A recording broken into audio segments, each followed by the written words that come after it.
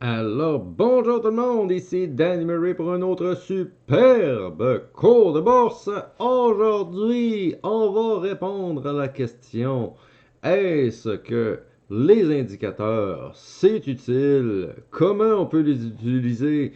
Qu'est-ce qu'il faut faire? Est-ce que ça peut être profitable d'avoir des indicateurs? Je réponds à tout cela dans cette vidéo. Alors, premièrement, je voulais vous remercier d'être aussi nombreux à me suivre comme ça. Ça me fait vraiment chaud au cœur, ça nous donne un boost pour continuer le but de ma chaîne YouTube qui est de tout donner ce qu'il faut donner pour réussir à la bourse. Donc, merci beaucoup de me suivre. On commence cette vidéo-là. Est-ce pratique d'avoir des indicateurs pour trader, scalper, swinguer, peu importe? On répond à ça. Donc, personnellement, je suis pas maintenu par des indicateurs en vie à la bourse. C'est pas les indicateurs qui me font réussir en tant que tel. Euh, il y a plusieurs indicateurs. On va commencer à en ajouter, on va en parler un petit peu et vous allez comprendre par vous-même, je crois, quelle est la logique de la chose des indicateurs. Donc, commençons ça à l'instant. Donc, on va aller voir quelques indicateurs. On va mettre un bon classique, le momentum. On va y aller avec quelques oscillateurs aussi. Donc, peut-être Average Directional Index. On pourrait y aller avec le MACD standard. On va aller aussi avec sûrement le stochastique, lequel qu'on va prendre. On va prendre le rapide.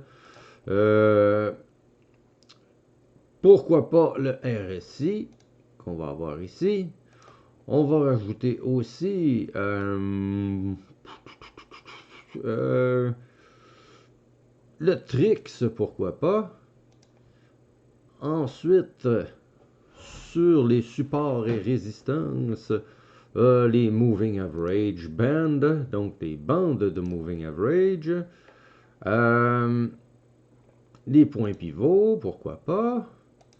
On va rajouter la volatilité là-dedans. Average True Range. Et voilà. Pourquoi pas Imply Over Historical Volatility. Ça, c'est ultra pratique. Le VWAP. Ah oui, le VWAP. Ça, on va mettre le VWAP. On va se mettre du volume. Qu'est-ce qu'on pourrait rajouter en plus de ça? Les bandwidth de Bollinger. Pourquoi pas le CCI, Commodity Index Channel.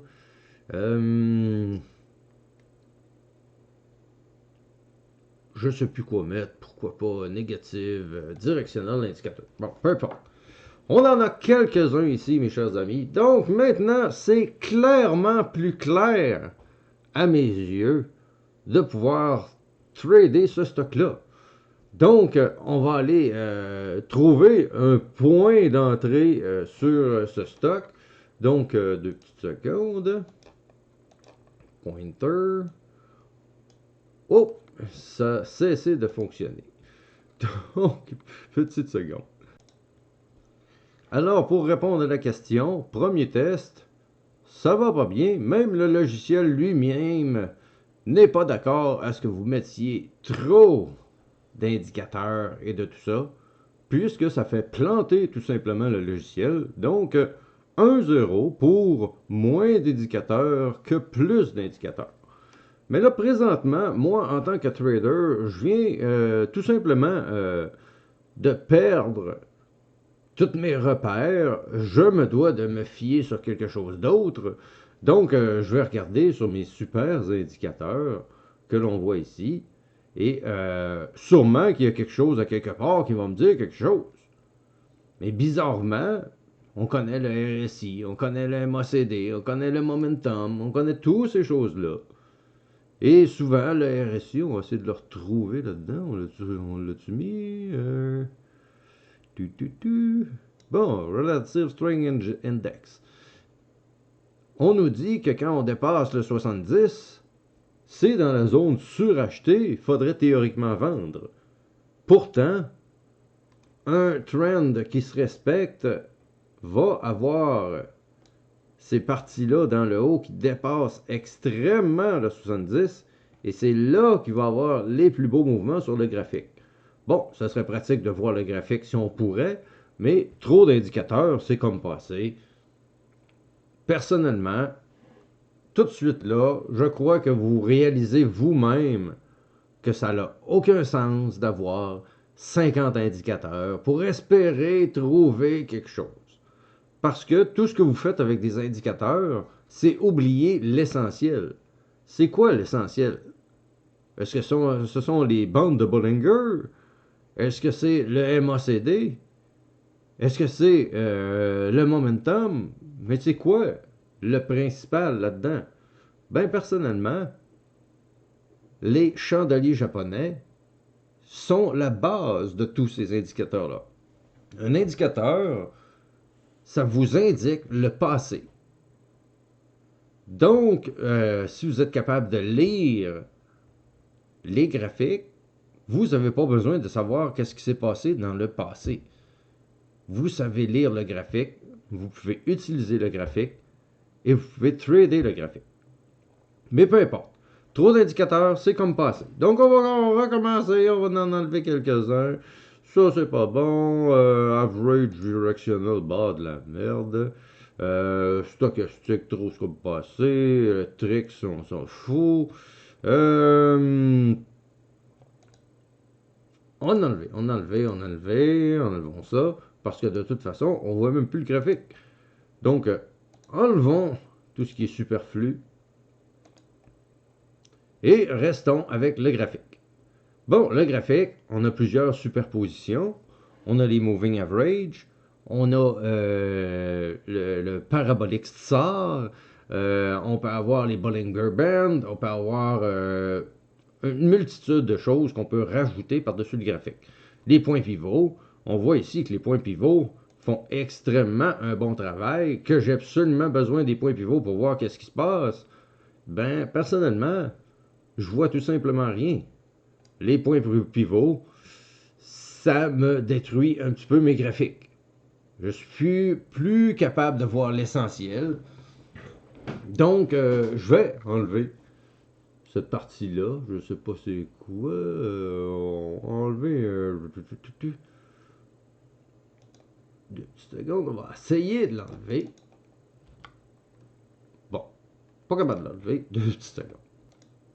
Après avoir réussi à enlever ce fameux indicateur qui m'emmerdait un peu justement dans ce graphique, voilà ce qui nous reste. Bon, évidemment, il va y avoir des moving average. On peut en mettre un paquet de moving average. Là, présentement, on a les moving average band. On a les Bollinger Band. Qui, bon, on va enlever les Bollinger Band. Pourquoi pas? Upper Band. Enlevons les bandes. On va se garder quelques moving average. Bon, il y a encore d'autres bands là. On va enlever les autres bands. Moving average band. Bon, nous voilà. On voit notre graphique. Le parabolique tsar, lui, va bien. Donc, ne détruit pas trop. Mais quand même, ça rajoute des choses dans mon graphique. Donc, aussitôt parti en fou avec tous nos indicateurs, aussitôt nous voilà revenus à la base avec ce qui nous intéresse vraiment. On va même l'enlever le parabolique tsar. C'est pas parce qu'un indicateur est bon ou pas bon que je les enlève présentement. Je les enlève juste pour vous expliquer et vous faire comprendre qu'est-ce que ça donne ou qu'est-ce que ça ne donne pas d'en avoir trop. OK? Chaque personne sont différentes. Chaque personne a des méthodes de faire, mais je vous mets quand même au défi de me présenter, de me montrer une personne qui utilise 20 indicateurs pour prendre ses décisions et qui réussit et qui gagne sa vie à faire du trading. J'en connais aucun. Okay? On peut en avoir un, on peut en avoir deux, trois. On peut avoir des moving average qui détruisent pas trop le graphique visuellement parlant. Moi, c'est beaucoup graphique et volume. Le volume, je ne l'enlèverai jamais puisque c'est la base du trading. C'est aussi important que le graphique en lui-même. Donc, pour moi, j'ai pas d'indicateur, mais j'ai les volumes, qui est un indicateur qui nous indique les volumes. On a les chandeliers japonais qui font des graphiques qui éventuellement pourra être intéressant parce que c'est bien beau avoir un paquet de lignes qui passent dessus, mais des moving average par exemple, on va s'en rajouter. Moving average. Mais voilà, moving average. On va s'en rajouter quelques-uns. Attendez une petite seconde. En voilà quelques-uns. Donc, on a les moving average qui commencent déjà à maganer un peu ma vision de mon fameux graphique. Parce que n'oubliez pas que c'est bien beau avoir des moving average et des choses comme ça, mais éventuellement, il faudra dessiner sur le graphique. Donc, les bull flags et tout ça. Donc, on va voir ça des choses sérieuses. Et voilà, des choses sérieuses. On a un beau bull flag ici. On en a profité cet après-midi, justement. Donc, bravo à ceux qui se sont gâtés sur ce graphique-là. On a une explosion. On va dessiner, par exemple. Là, on ne parle plus d'indicateurs. On dessine. On fait des lignes. On cherche des résistances, des points de support, des choses comme ça. Donc, ça, c'est une résistance qui est devenue un support. Donc, n'oubliez pas qu'à travers ce graphique-là, il y aura beaucoup de lignes à dessiner, des trendlines, des supports qui vont venir de loin. Donc, à partir de là, il ne faudra pas se mêler parce qu'il y a trop de lignes et ne plus voir nos lignes. Nos lignes sont très importantes. Donc, ce que j'allais dire à travers tout ça, c'est que chaque trader est différent. Okay? Chaque trader a sa méthode de faire. Chaque trader a peut-être un, deux, peut-être à la limite trois indicateurs. Là, je ne parle pas de moving average. Les moving average sont tellement répandus que la majorité des gens les laissent là. Mais tout ça pour vous dire que si vous voulez utiliser un indicateur, peu importe l'indicateur, tous les indicateurs peuvent être utiles. Tous les indicateurs peuvent vous aider à trader. Mais ce ne sont pas tous les indicateurs en même temps qui vont vous aider. Si vous êtes un pro du MACD, vous allez focuser le MACD, vous allez analyser le MACD, vous allez être le meilleur sur le MACD et le MACD va vraiment vous aider. Mais si vous avez le MACD, le RSI, le stochastique, les Bollinger Bands, blablabla, là vous allez voir, bon, une contredit l'autre. Et ce que tu verrais habituellement sur le MACD, le RSI ne dit pas la même chose. Il va vous dire en théorie de vendre, par exemple. Pourtant, le MACD lui va dire, ah non, on est en gros uptrend, continuons la hausse. Donc, à un certain moment, il faut s'arrêter avec les indicateurs, arrêter d'en mettre trop, puisque trop, c'est comme pas assez. Ça donne absolument rien, OK? À part vous perdre dans tous vos lignes, ça ne donne rien. Avoir un ou deux indicateurs, des choses pour vous aider à trader, qui ne détruira pas toute votre compréhension du graphique, qui ne vous empêchera pas, qui ne vous mettra pas sceptique. Tu sais, quand moi je suis arrivé cet après-midi ici, là, j'étais pas sceptique parce que le RSI, bizarrement, me disait pas ce qu'il devrait me dire, ou parce que le CCI me dit l'inverse de ce que je pense. J'étais aucunement déconcentré. Ce qui était dans ma tête, c'était le graphique, et mon focus se faisait sur le niveau 2. Donc, comme habituellement, je vous dirais, n'oubliez pas ma superbe formation sur le niveau 2, une formation de 4 heures qui va vous enseigner tout ce qu'il faut pour être un trader à la bourse parce que, au-delà de ce que vous vous imaginez, la bourse, ce n'est pas une question d'indicateur, c'est une question de niveau 2. Donc, allez voir sur mon site internet dannymarytrader.com pour cette formation, la formation du niveau 2. C'est la formation la plus recommandée de Danny Trader et je vous la recommande fortement pour sauver beaucoup d'argent à très court terme. Donc, revenons à nos moutons. Le fameux graphique, les fameux indicateurs. Un indicateur, devenez le meilleur de cet indicateur. Comprenez cet indicateur. Mais à la limite, si vous ne comprenez pas le graphique, si vous ne comprenez pas les volumes en arrière du graphique, vous êtes encore plus loin de comprendre votre indicateur. Donc, commencez par comprendre les graphiques, à comprendre les volumes. Après, vous permettrez d'apprendre certains indicateurs qui pourraient peut-être vous aider, mais ce ne sera pas 50 indicateurs qui vont vous aider. Un, deux, peut-être trois, avec certaines choses qui arriveraient par-dessus le graphique, mais sinon, vous allez être perdu totalement. Moi, personnellement, j'utilise 0 indicateur. Vous voyez mon graphique présentement, là? C'est avec ça que je travaille. Je n'ai aucun bruit dans mon trading. Du bruit, c'est n'importe quoi qui vous ferait dévier de votre focus. N'importe quoi qui vous ferait hésiter dans une prise de décision qui habituellement vous prenez assez facilement. Et là, parce qu'il y a cet indicateur-là, oh, ça fait du bruit, là, tu sais.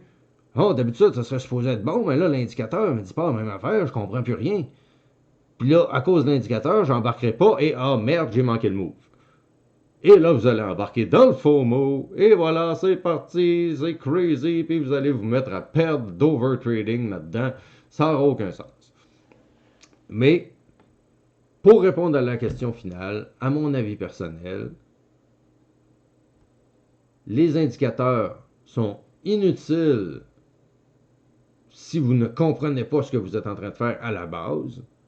Un indicateur peut vous aider, deux peut peut-être vous aider.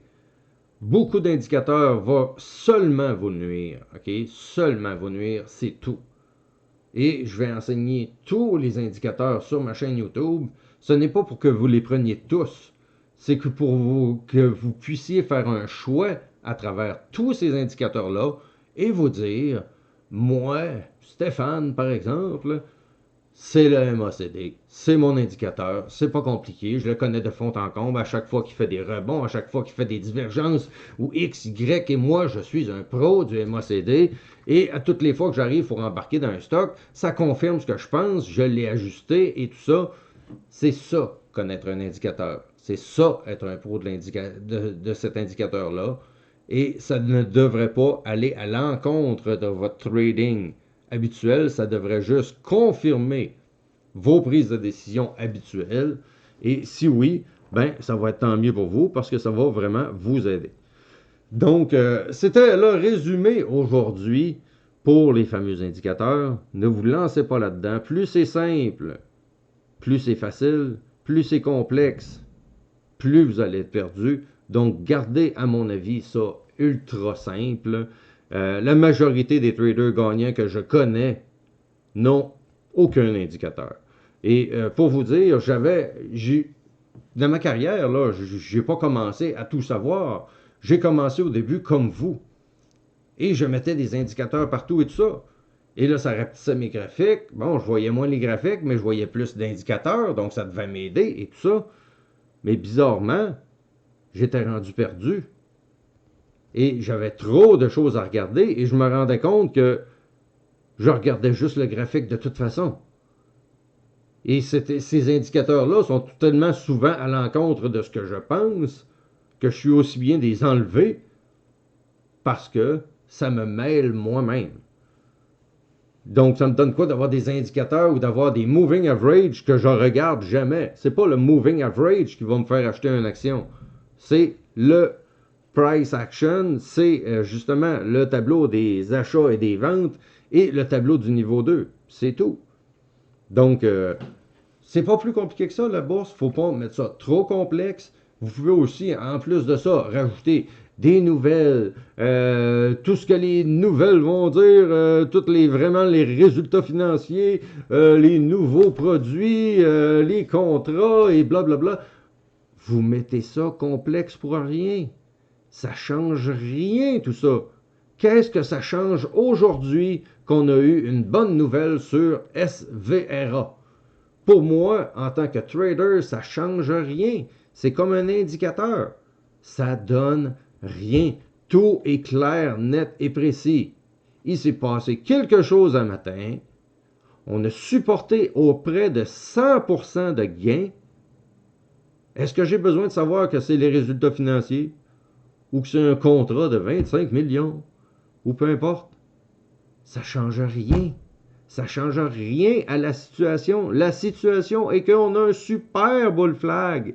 Il va y avoir une explosion, soit à la baisse, c'est que ça va être un fail, les gens n'embarqueraient pas, ou je vais avoir une petite perte et c'est tout. Ou on a vraiment eu quelque chose de vraiment bon ce matin et ça va continuer. Mais pour moi, ça ne change rien. Et si on a une bonne nouvelle le matin et que ça monte, et que tout d'un coup, on se stabilise, et que ça se met à descendre, personne n'est le boss de la bourse. Laissez la bourse vous dicter quoi faire et n'essayez pas de dicter à la bourse quoi faire. La bourse, c'est le boss. Personne ne sait si ça va monter ou si ça va descendre au bout de cette pointe-là ici. Personne ne sait. Donc, on aurait pu prendre la décision que la nouvelle était très bonne, mais on a déjà monté de 100%, c'est bien tôt, on redescend de 50%. Mais la nouvelle est tellement bonne que, selon ce que le marché a décidé, ben, on avait monté de 100% et ce n'était pas assez. Donc, on a fini à plus 231% pour la journée. Quel stock de fou! Mais c'est ça. Tout ça pour dire, essayez de garder ça simple, la bourse. Essayez de comprendre chaque chandelier japonais que vous voyez là devant vous. Essayez de comprendre qu'est-ce qui se passe derrière tous ces volumes-là ici. Qu'est-ce qui s'est passé aujourd'hui avec ce stock-là? Et après ça, vous serez en mesure de comprendre pourquoi ça ici, ça arrive. Et ça ne sera pas le MACD qui va vous expliquer ça, ou le parabolique qui sort, ou peu importe. Ça va être votre intelligence, votre cerveau, votre focus, qui va avoir vu tous les petits mouvements et qui va savoir créer une opinion. Et que cette opinion-là va être éventuellement confirmée par des cassures de ligne, mais pas cassée par des indicateurs, parce que l'indicateur indique le passé. La seule chose qui indique l'avenir, c'est le niveau 2. Donc moi, je vous laisse là-dessus. J'espère que vous allez avoir apprécié. Si oui, vous pouvez m'exploser les beaux pouces bleus parce que moi, je suis un YouTuber et je capote sur les pouces bleus. Et sinon, ben, c'est pas grave. Passez à une autre chaîne, allez écouter une autre émission, peu importe. Mais sinon, si vous voulez supporter ma chaîne, ben, ne vous gênez pas de vous abonner. Si vous voulez en savoir plus, abonnez-vous ça aussi. Et je vous remercie beaucoup d'avoir été là. On se reparle très bientôt, mes chers amis. À la prochaine. Ciao tout le monde.